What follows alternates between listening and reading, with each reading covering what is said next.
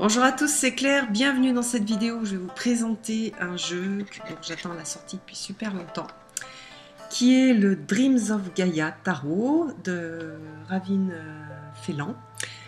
C'est une artiste qui avait déjà fait certaines cartes de l'oracle des dragons protecteurs, elle a fait aussi l'oracle mythique que j'ai, et un autre que j'ai pas, qui est sur les animaux, qui est très joli, qui a des petites cartes. Donc là, c'est Blue Angel qui sort ce coffret magnifique. Vous voyez, il est doré. C'est une boîte en carton.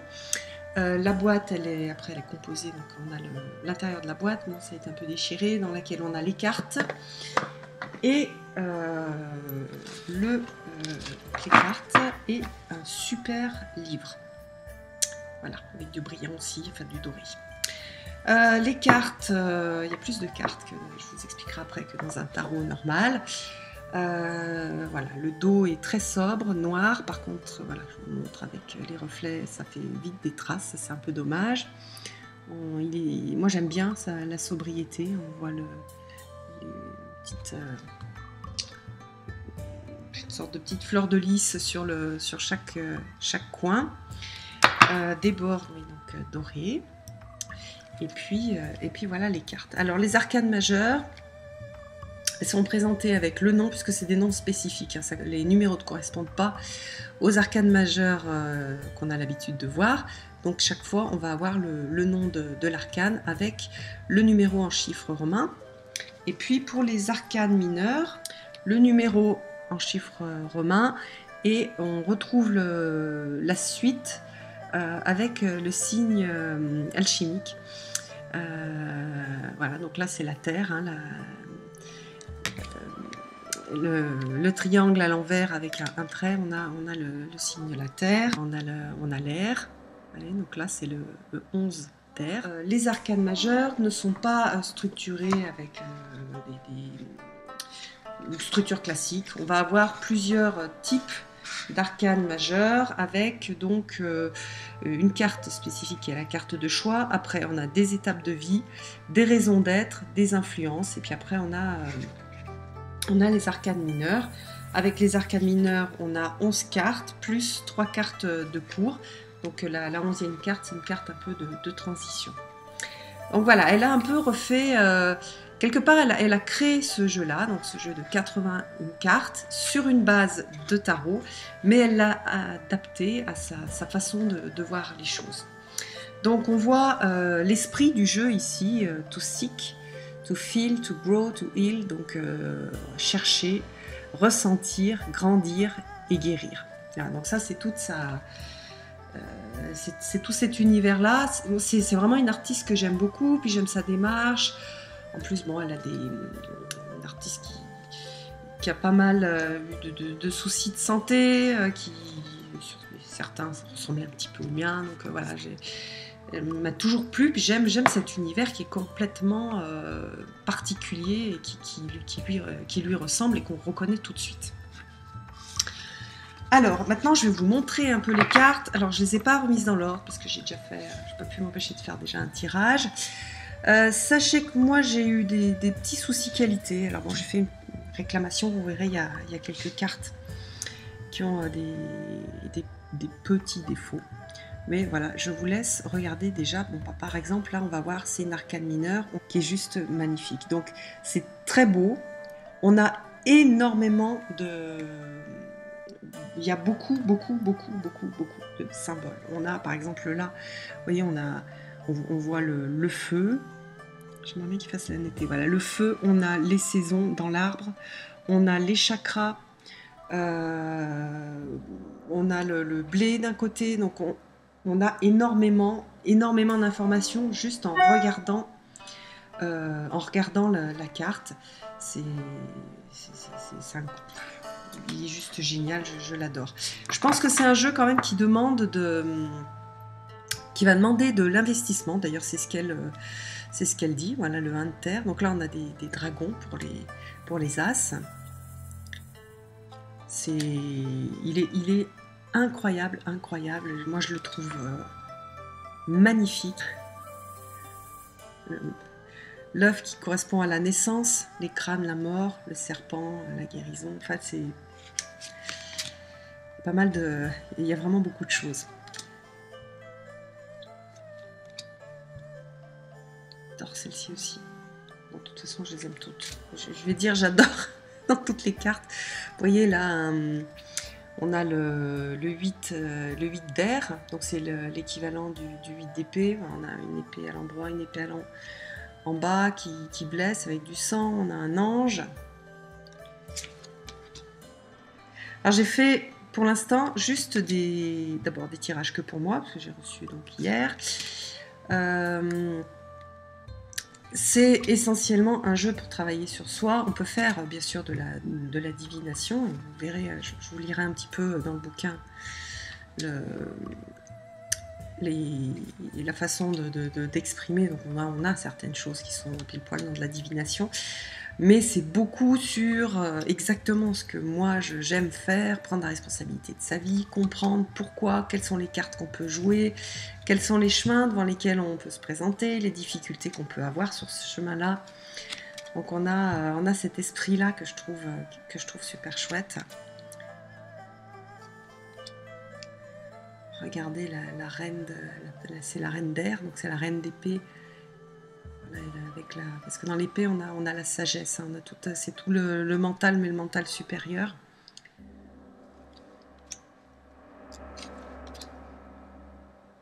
L'as de feu.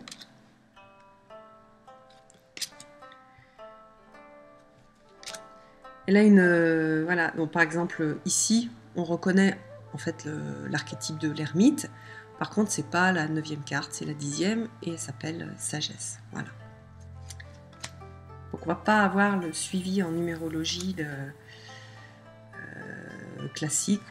Donc c'est un jeu qui va demander d'abord je pense qu'il faut quand même maîtriser l'anglais pour pouvoir lire le livre, sachant qu'il n'est pas complexe, comme par exemple, je ne sais pas si vous avez le Mari et le Tarot, le livre d'accompagnement est très très complexe. Celui-là il est assez simple, l'anglais est simple. Oh, c'est beau. Le jeune homme, donc là on a les époques de la vie, on a le jeune, là, voyez, bon, là on a la mère, on a le père, bon, voilà, hop, le père, la vieille femme.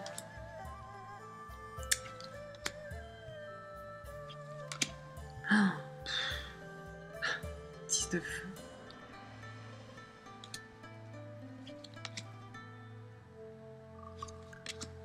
Non, j'ai pas encore étudié exactement j'ai pas regardé si toutes les cartes suivaient après en mineur un petit peu le Rider-Waite ou pas du tout.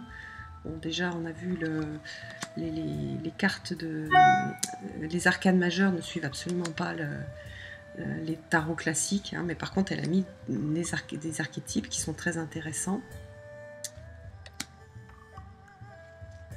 Mais là on retrouve le 5, le conflit. Je me demande si elle s'est pas inspirée plutôt du Thoth pour les arcanes mineures. La jeune fille en arcane majeur. Donc vous voyez, c'est un style...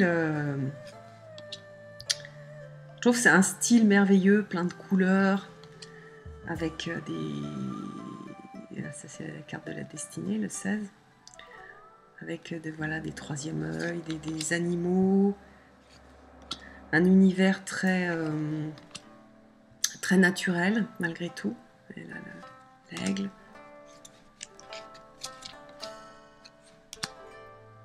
Je vais aller un petit peu vite.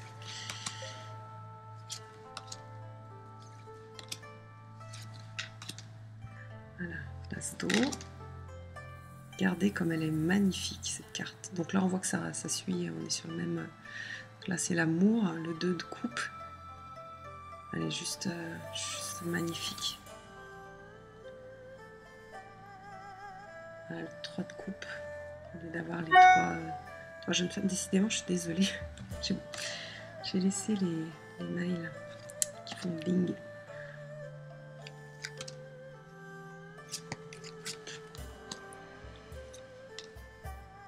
Bien, celle-ci aussi. Celle-ci, je l'avais déjà vue sur son site. Super belle. Donc voilà, je sais pas comment dire, tellement j'aime, j'adore. Dans son livre, elle présente plusieurs tirages. Voilà, on a voilà, un tirage, donc une carte, pardon, c'est là. Là, le tirage d'une carte, un tirage 3 cartes classique, un peu classique, le tirage du rêveur,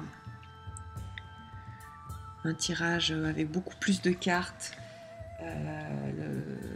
de l'arbre à rêve, et puis après tout de suite on attaque avec l'explication des arcanes sur le livre. Donc par exemple, celle-ci c'est la première carte, vous voyez qu'il y a beaucoup de choses dessus.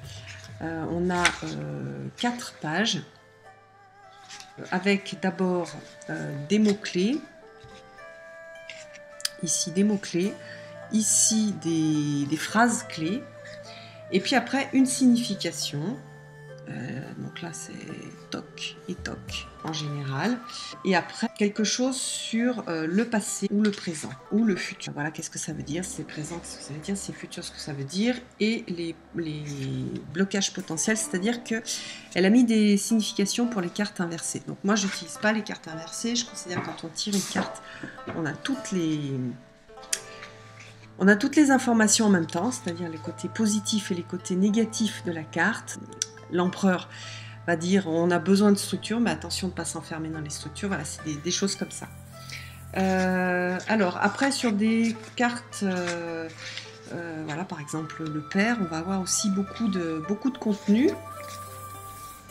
avec exactement cette structure. Alors oui, sur le père, il y a beaucoup. Sur les arcanes mineurs, on va avoir 4 pages. Donc plutôt là, on n'a plus présent, passé, présent, futur. On a des mots-clés, des phrases-clés et la signification en général. Donc voilà, c'est un tarot extrêmement spirituel qui est très beau, qui peut être utilisé donc soit en divination, soit pour faire du travail personnel et donc tirer une carte et voir l'indication qu'elle peut donner. Donc moi c'est plutôt comme ça que j'ai utilisé jusqu'à présent. Je vous redonnerai peut-être des nouvelles de ce tarot-là quand j'aurai plus utilisé, mais sachez que voilà, moi je l'adore et que c'est vraiment un très très très beau tarot. Je vous donne rendez-vous pour une prochaine vidéo. Bye bye!